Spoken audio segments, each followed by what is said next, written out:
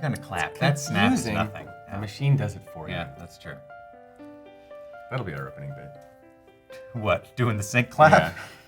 Welcome back to Polite Fight. I'm John Tatey here with Gus Spellman as always, and we are talking about this week's episode of Better Call Saul, which is entitled Fifi. Oh, thank you, Gus, because I did not remember, and Gus did. Fifi, after that airplane, which I don't think we're going to talk about the airplane, are we? Yeah, probably not. Although commenter Viva La Tabula Rasa pointed out for everybody that Fifi's on tour right now until October, so you can go see it if you want.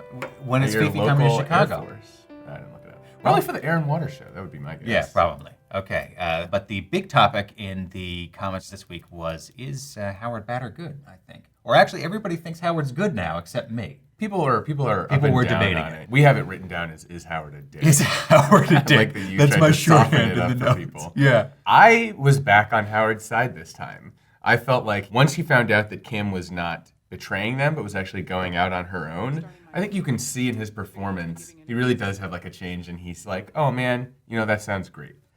Where does he get off? I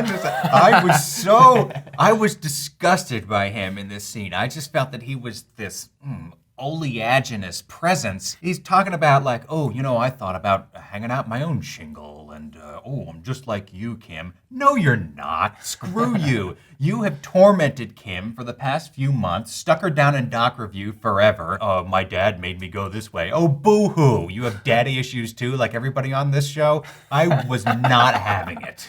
I don't know, the shot to me in this scene that really complicated things for me, this shot where they reveal the painting that's in his office. Paintings, we've talked a lot about paintings this season. And it's this weird, like, ghostly thing. Vanishing man. And it's this, like, ghostly, tenderly, very, like, gross picture, kind of. And, I mean, you could take a lot of things from this, like it's the shadow of his father watching him, maybe.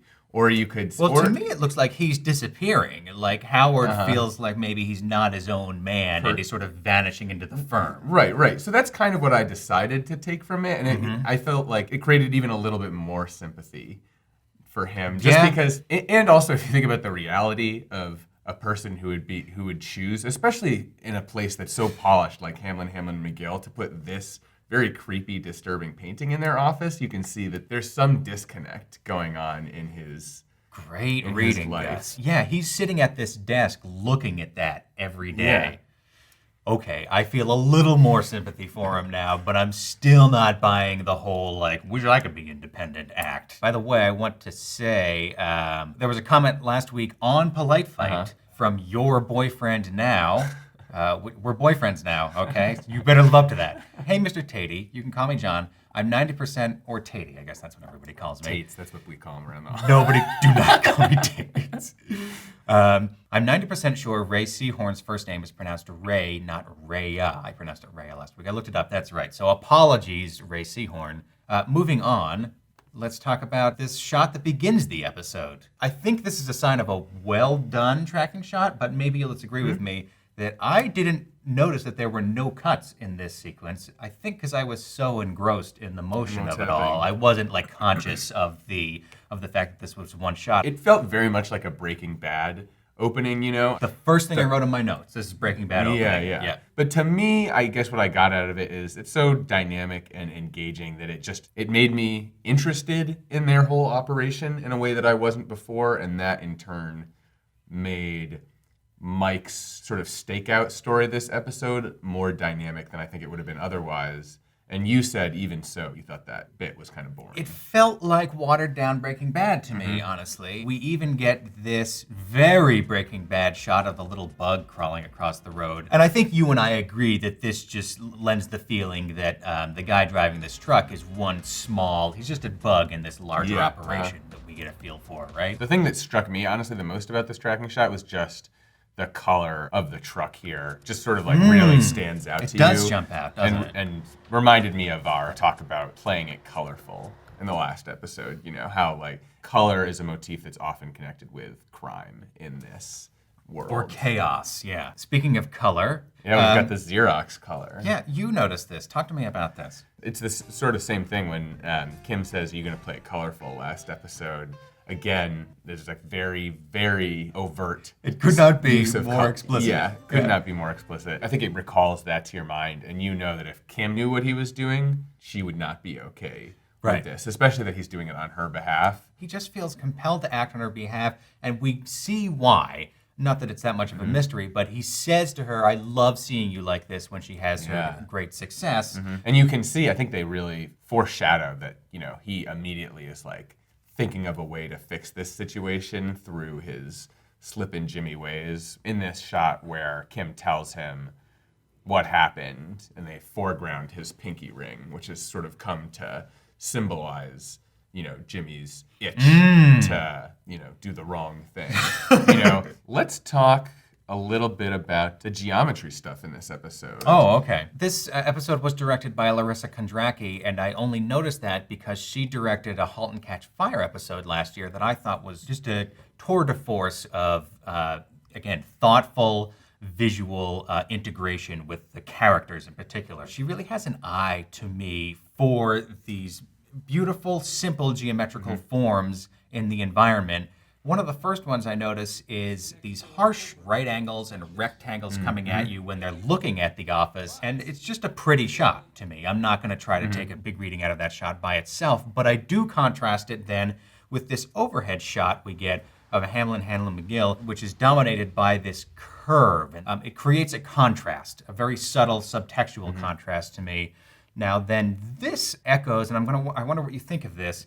To me, it echoes this exterior shot we get later of the office, which it looks much shabbier now, right? But it has like columns and then the half circle like leading to the columns. And it does feel like the shabby version of the Hamlin McGill office. It's a rundown echo of HHM. And it's interesting that, when things seem to be going well for them, they show the inside, which is nice. But then when things seem to be going badly, you see what the office is like on the outside, which is much less welcoming, and it sort of feels like, how are they ever going to make this work? Which I think gets at Kim's feeling right now that like, oh, did I just downgrade to a shittier version of the life that I had? But she still wants to do it. She's the one who's like, do you still want to do this with me? But you get a sense of the emotional challenges involved in making that decision. The shots that really stood out to me geometrically were these when Kim is telling Jimmy that she got it. Their whole conversation, their whole shot, reverse shot, they're both framed at the extreme